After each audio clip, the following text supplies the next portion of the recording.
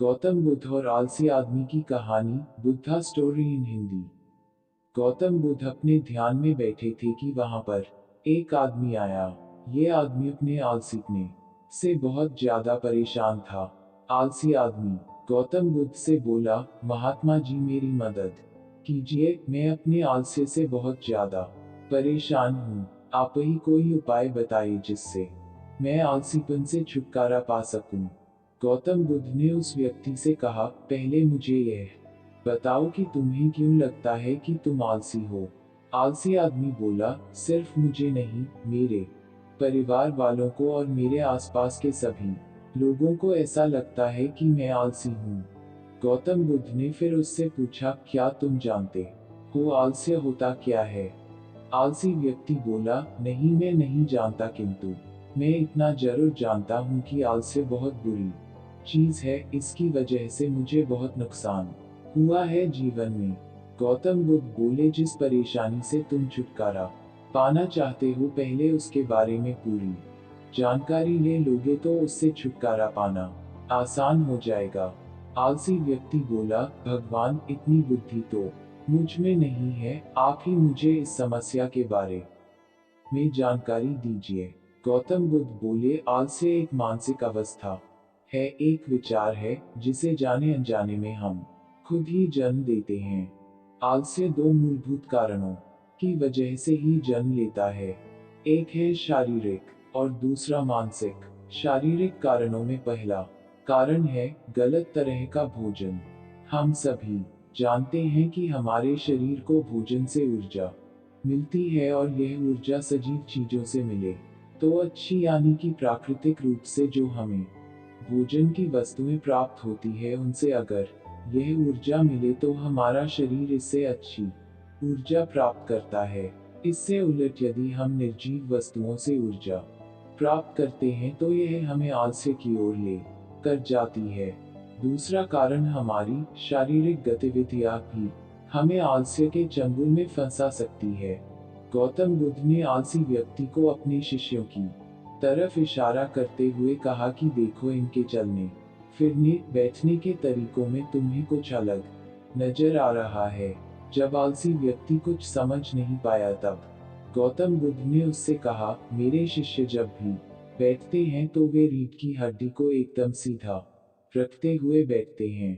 चलते हैं तो उनके दोनों पैरों के बीच अच्छे से संतुलन बना रहता है और जब वह सोते हैं तो उनका शरीर एकदम शिथिल रहता है। ऐसा करने से उन्हें रात्रि में एकदम सही तरीके से नींद आती है। आलसी व्यक्ति बोला, लेकिन नींद तो आलस्य का की एक स्वरूप है। बुद्ध बोले, हाँ, अगर उसे ज्यादा मात्रा में लिया जाए तो। बुद्ध ने इस बात को आगे बढ़ाते हुए कहा, नींद कम मात्रा में लोगे तो तुम्हें अगले दिन थकान महसूस होगी और ऐसा करने से ज्यादा आलस्य शरीर में आएगा। नींद ज्यादा लोगे तब भी यही परिणाम होगा, इसीलिए नींद को ना ज्यादा ना कम, एकदम सही मात्रा में लेना अति आवश्यक है। आलसी व्यक्ति बोला, हाँ, यह तो मैंने भी अनुभव किया है। बुद्ध बोले, अब मानसिक कारणों के बारे में जान लो। मानसिक कारणों में सबसे पहले हैं हमारी पुरानी गलत धारणाएं। अक्सर ऐसा होता है कि हम पहले जिन कामों में असफल हो चुके हैं, हमारे अंदर ऐसी भावनाएं बन जाती है कि हम उस काम में हमेशा असफल होते रहेंगे, जिस वजह से हमें उस काम को करने में आलस आता है। ऐसी धारणाओं से छुटकारा पाने का एकमात्र उपाय यह है कि हमें अपने मन को यह समझाना चाहिए कि पिछली बार हम जब उस काम में असफल हुए थे तो हम उसके बारे में जितना जानते थे, अब हम उस काम के बारे में उससे ज्यादा जानते हैं, क्योंकि असफल होने के बाद हम उससे काफी कुछ सीखे भी है। बुद्ध बोले, दूसरा कारण है आलसी और कामचोर लोगों की संगत। कई बार ऐसा होता है कि हम आलसी नहीं होते, मगर जिनके साथ हम रहते हैं हम उन जैसे बनने लगते हैं। इससे छुटकारा पाने का उपाय बहुत सरल है, कामचोर और आलसी व्यक्तियों से दूर रहो। ऐसे व्यक्तियों की संगत में रहो जो अपने काम को बड़ी लगन से करते हैं और तुम्हें कुछ सिखा पाए। गौतम बुद्ध ने तीसरा कारण बताते हुए कह, यह कारण आलस्य के लिए सबसे बड़ा कारण है, काम को कल पर टालते रहना। यह कारण इतना शक्तिशाली है कि किसी भी व्यक्ति को बर्बाद कर सकता है। इससे बचने का सबसे आसान उपाय यह है कि जो काम जितनी जल्दी संभव हो उतनी जल्दी कर दिया जाए। गौतम बुद्ध ने आलसी व्यक्ति से एक सवाल पूछा। मान लो तुम किसी रेगिस्तान में फंस गए हो और तुम्हें प्यास लगी है तो तुम क्या करोगे?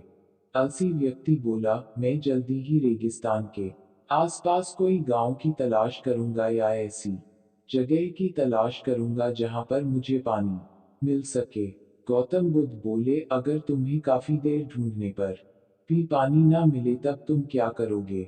आलसी व्यक्ति बोला, मैं तब भी अपनी तलाश जारी रखूंगा क्योंकि ऐसी परिस्थिति में मेरे पास कोई और दूसरा विकल्प तो होगा ही नहीं।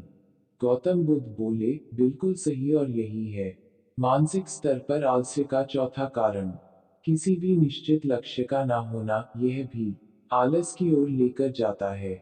अब सुनो पांचवें कारण के बारे में। गौतम बुद्ध बोले, सोचो कि तुम्हारे पास काफी सारे सोने के दागिने हैं जो तुम्हें एक जगह से दूसरी जगह लेकर जाना है।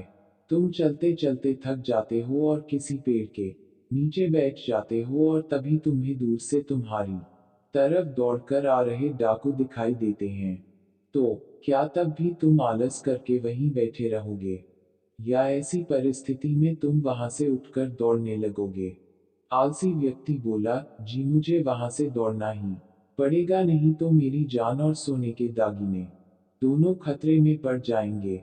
बुद्ध बोले, यानी कि तुम्हारे पास एक ठोस वजह होगी दौड़ने के लिए। यही है आलस्य का पांचवा कारण, किसी भी काम के लिए ठोस वजह का ना होना। आलसी व्यक्ति महात्मा बुद्ध की बातों से संतुष्ट हुआ। वह बोला, महात्मा जी, मैं अब आलस्य के बारे में सब कुछ जान चुका हूँ और अब मैं इन सभी कारणों पर काम करूंगा और अपने आलस्य को दूर भगा दूंगा। दोस्तों, आशा करता हूँ गौतम बुद्ध और आलसी व्यक्ति की कहानी आपको अच्छी लगी होगी और इसे पढ़ने के बाद अब आप कभी भी जीवन में आलस नहीं करेंगे।